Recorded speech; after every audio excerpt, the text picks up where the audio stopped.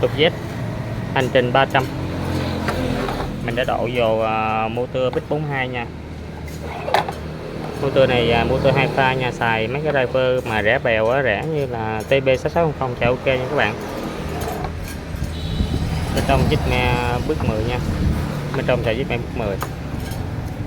Hành trình 300, tổng dài là 42 cm. Chạy rất ok các bạn, rất nhẹ nha.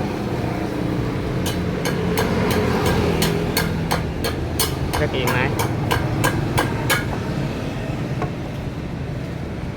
Này phù hợp làm với trục Z máy lách ma các bạn, gió đá rồi nha, cách gió đá lách ma rồi nha.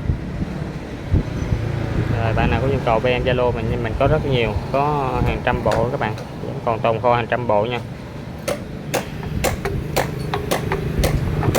Rồi chào tạm biệt các bạn nha. Zalo của mình là 0932 696 354 nha các bạn.